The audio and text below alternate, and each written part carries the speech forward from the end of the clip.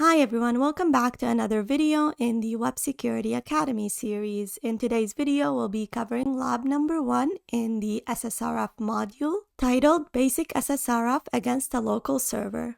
If you do not have an account on the Web Security Academy, you can get one by visiting the URL portsfigure.net/websecurity and clicking on the sign up button. I already have an account and I am logged in, so to access the exercise, I'm going to click on Academy. Go down, select the learning path, go down, select server-side request forgery, go down one more time, and click on the first lab titled Basic SSRF Against the Local Server.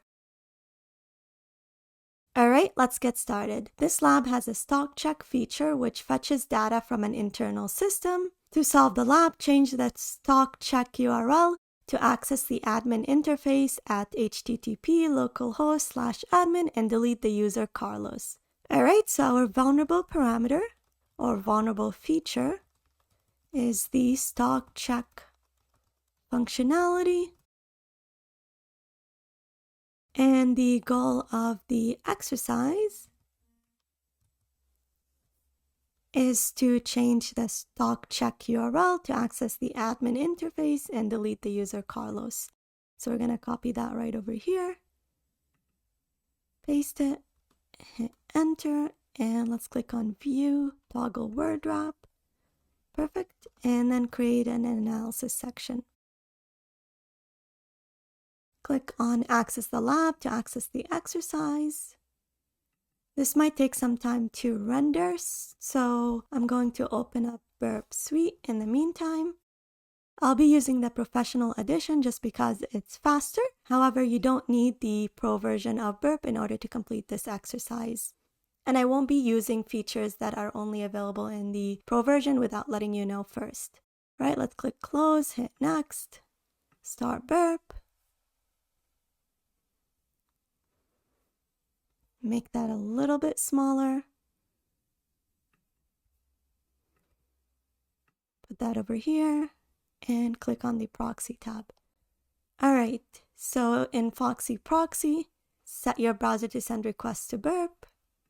And now when we click on View Details, it should be intercepted in Burp, and it is. Alright, perfect. Let's forward this and this one as well, and look for the stock check feature.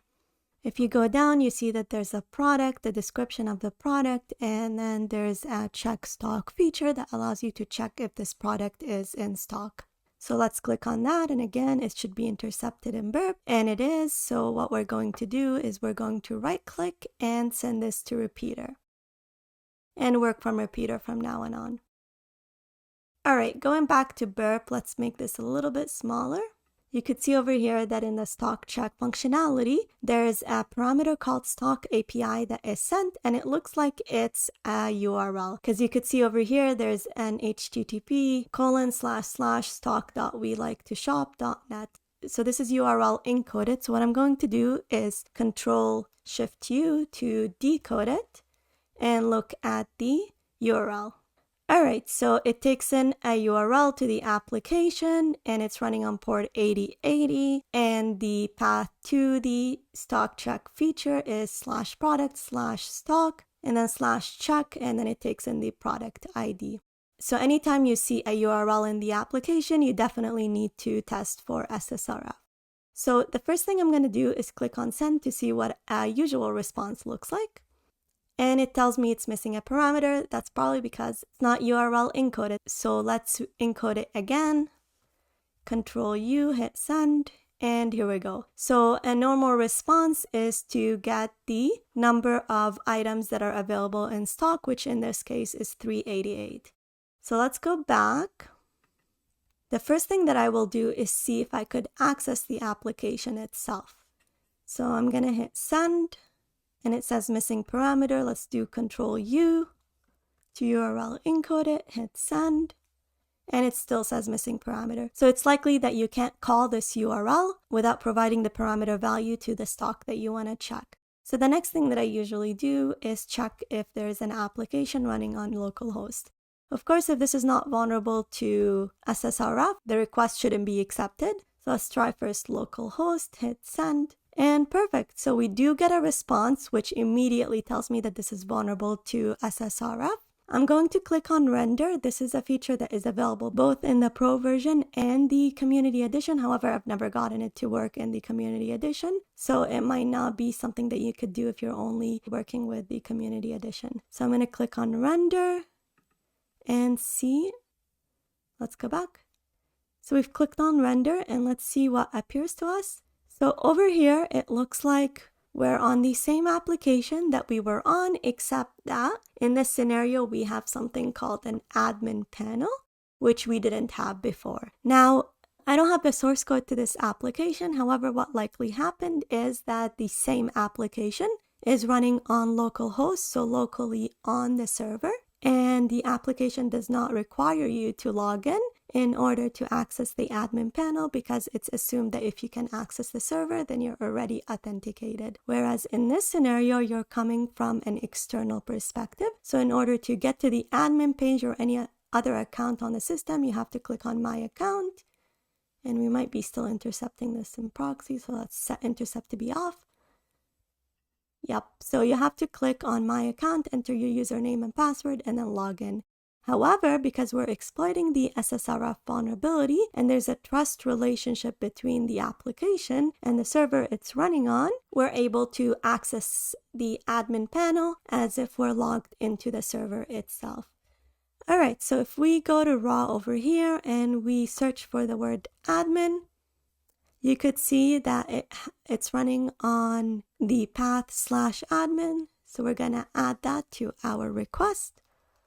So let's make some notes over here. So to access localhost, all we had to do is visit the URL, localhost, and then to access the admin interface,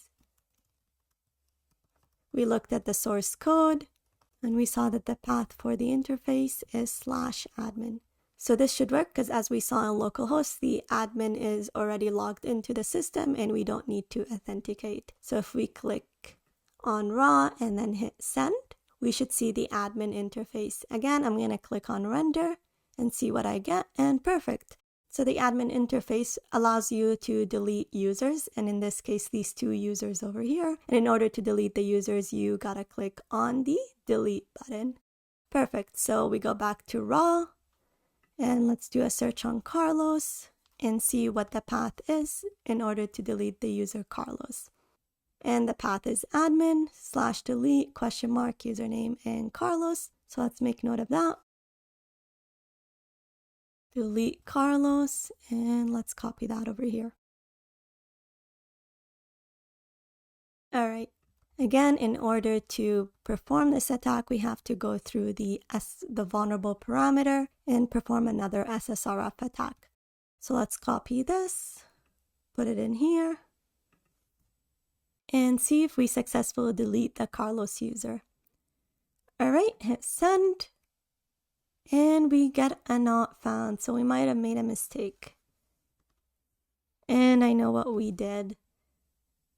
So this is, and let's remove it from over here because we're going to use that for our script in a bit. And save it and hit send again. Okay, we get a 302, which is a really good sign. That means that the request passed through and it's getting redirected to another page. So let's follow redirection. Perfect. We get a 401 unauthorized. All right, and the reason we get a 401 unauthorized is because we're requesting the admin page from an external perspective versus from an internal perspective when we were exploiting it through the parameter that is vulnerable to SSRF. So in order to confirm that this has worked, we need to access the admin interface again. Let's go back and access the admin interface to see if it still allows us to delete the Carlos user. If it does, that means the Carlos user still exists in the database and that our attack failed. However, if it doesn't, that means our attack was successful. All right, hit send. And let's look for Carlos. There's 0 matches. That's a good sign. If we click on render, here we go. We only have one user to delete because we successfully deleted the Carlos user. Perfect. So if we go back to our exercise, we should see the sign, congratulations, you solved the lab. Alright, so we successfully completed the exercise by manually exploiting an SSRF vulnerability in order to access the admin interface that was available on the application running locally on the server and delete the Carlos user. The next step that we're going to do is script the exercise. And if this is the first time you've come across my videos and are wondering why I script the exercises, it's so that you get more experience in scripting exploits in Python. I believe it's a necessary skill in order for you to become a professional pen tester, and so I script all the exercises in my videos. Alright, as usual, the first thing we're going to do is import requests. Next, we're going to import sys and the URL lib3 library. We're also going to disable URL warnings if we don't have a valid certificate. So URL lib3 .exceptions .insecure request warning. And I'm going to click on view, toggle word wrap so that everything shows on screen. Perfect. We're missing a curly bracket. All right, next I'm going to set my proxy's parameter. And what that does, it configures the proxy that I want to send all my requests to. The reason I do that is because in case the script doesn't work, I could intercept the request that the script is making in my proxy and debug why the script is not working. So it's 127.0.0.1, 8080, and HTTPS is the same, 127.0.0.1, 8080. That's what Burp Suite is running on. All right, and then we're gonna say if name is equal to main, then call the main method, and let's write up our main method. All right, we're gonna say if the length of the command line parameters is not equal to 2, then print this message over here. The usage requirements, which is the name of the program, and the URL. And the name of the program would be the first parameter that you include in the command line. .argv 0. So I've given the user usage instructions. Next, I'm also going to give the user an example just so that it's completely clear. So we're going to say example. Again, the name of the program. And let's say the URL is www.example.com. And let's take in the name of the program. So argv 0. All right. And if you're running in this if scenario, that means you've ran the program incorrectly. And instead of the program giving you an error message, I want it to display a nice message that tells you how you should run the program. So last thing we're going to do is going to close the program because you ran it incorrectly. All right, so assuming you gave the program the correct number of arguments, we're going to take the URL that you entered in the command line and save it in a parameter called URL. So sys.argv1. And if that's not clear, what I'm trying to do over here is have a program that requires 1, you add Python 3, and then the name of the program, which could be lab01.py, and then it takes in a URL, which would be, in this case, www.example.com. And then from there, it performs the SSRF attack and deletes the Carlos user. Okay, so we're taking in the URL parameter, and then we're going to print deleting Carlos user. And then we're going to call on a function that we're going to create in a bit called delete user that takes in the URL. All right, that looks good. Let's save it and start working on the delete user function. Okay, it takes in the URL. And we need the path to the payload. So let's say that's called delete user URL SSRF payload. That's a really long variable name, but I want to be descriptive. And the payload is this over here. So that's how we delete a user. Let's copy it, put it in here. That looks good. Next, we need the check stock path, which is this one over here. Let's go back. Let's copy this. That's the page that contains the parameter that is vulnerable to SSRF. So we're going to copy it. I'm going to click send one more time, and it already errored out. All right, that's fine. We're just going to have to create a new instance of the lab. Okay, and then the parameters in the request are going to be stock API, because that's the only parameter that is available over here. And the value of the parameter is going to be this payload over here. So it would be delete user URL SSRF payload.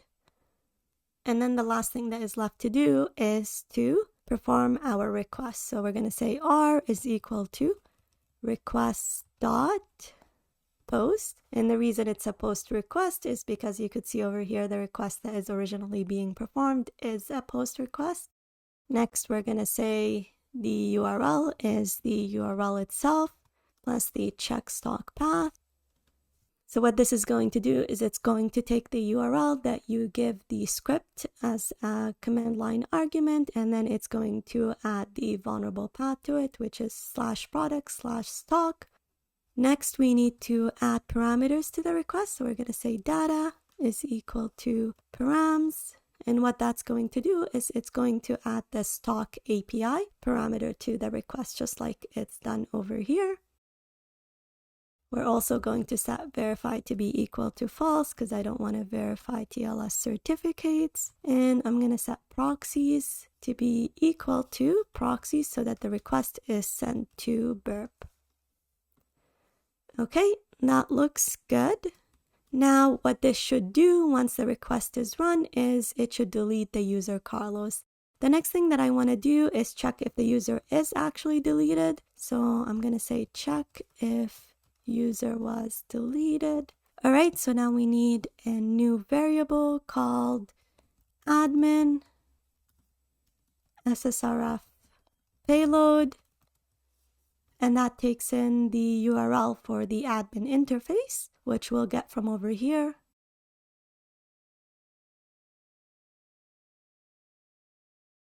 Next, we're going to create another params variable. So let's say params2 and take in the parameters for the request, which in this case, the name of the parameter is stock API, and it takes in the admin SSRF payload as the value of the parameter. And then we need to perform the request. So let's say R is equal to request dot post, and then it's URL plus check stock path, and data is equal to params2, verify is equal to false, and proxies is equal to proxies. All right, and then in the response of this request over here, I'm going to check if you can see the string user deleted successfully. If you can see it in the response, so r.text, then we're going to print successfully deleted Carlos user. And if you don't see it in the response, that means the exploit failed. So we're going to print exploit was unsuccessful. And let's save that. So this looks good. Let's try and run it and see if there's any errors that we need to fix. So terminal, new terminal. Let's clear this and let's remove this over here. so that we have more space. If I can do that, I don't know. Oh, here we go. All right, perfect. All right, it's Python 3 SSRF lab 01.py, and then the URL of the application, and the application timed out, so we're going to have to close this one and generate a new instance of the lab. Okay, let's copy the URL, put it in here, and remove the last slash because we already added over here. So hit enter. Oh, perfect. So there is no errors, which is the first time for me. And we already get the congratulations, you solved the lab exercise, which means that it successfully worked. Now, if we go back to Burp, since I sent all my requests to the proxy, we should be able to see the requests that were performed by the script. Okay, so if we look over here, it first performed a post request that deletes the Carlos user, and then the next thing it did is it performed the post request that checks the admin page, and then it checks for the string user deleted successfully in the page, and if it exists, that means that the Carlos user was deleted. All right, perfect. So we successfully completed the exercise by first manually exploiting the SSRF vulnerability in order to delete the Carlos user, and then we scripted the exploit in Python. In the next lab, we'll look at another instance of an SSRF vulnerability, which allows us to access a backend system.